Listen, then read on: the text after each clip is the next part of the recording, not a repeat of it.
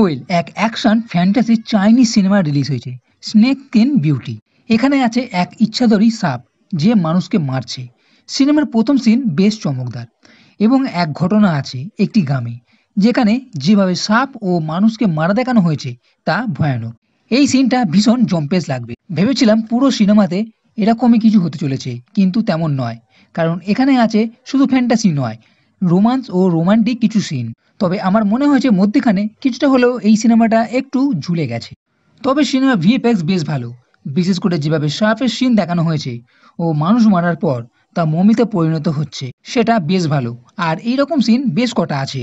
এর সঙ্গে এটাও বলবো সিনেমাতে যে কমেডি সিন দেখানো হয়েছে তা দেখে কিন্তু মজা আসবে না। এই যে মনস্টার ক্যাচার ও রাজাকে নিয়ে কমেডি সিন আছে তা দেখে বরং বিরক্তও লাগতে পারে। এই সিনেমাতে আপনি কি দেখবেন? এই সিনেমাতে লি নিয়ান ভুলবশত এক জঙ্গলের মধ্যে একটি মেয়ের লাশ জোড়ে, কিন্তু সে ছিল আসলে এক ইচ্ছাধরী সাপ। এরপর লি লিওনের মতিভ্রম করে সে তার বাড়িতে থাকতে আসে। লিয়ের বউ কুইন মেয়েকে থাকতে দেয়, কিন্তু এই মেয়ে আবার নিয়নের সঙ্গে এক শারীরিক সম্পর্ক তৈরি করার চেষ্টা করছে। এদিকে এক মনস্টার ক্যাচারও আছে যে এই সাপকে মারতে চেষ্টা করছে। তো শেষ পর্যন্ত এই মেয়ে সাপকে কিভাবে মারবে? কুইন ও লিয়ের মধ্যে যে সম্পর্ক সেটার কি হবে?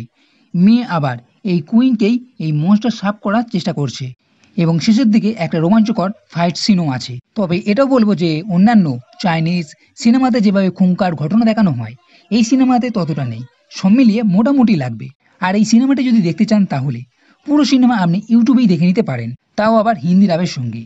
তার জন্য snake skin beauty full movie বলে সার্চ করতে হবে আর দেখে ফেলুন পুরো সিনেমা। তো বন্ধুরা, এই ভিডিও যদি ভালো লেগে থাকে তাহলে লাইক করো, কমেন্ট করো, শেয়ার করো আর এই চ্যানেলটির সাথে করতে কখনোই ভুলবে না। এই ভিডিও দেখার জন্য ধন্যবাদ।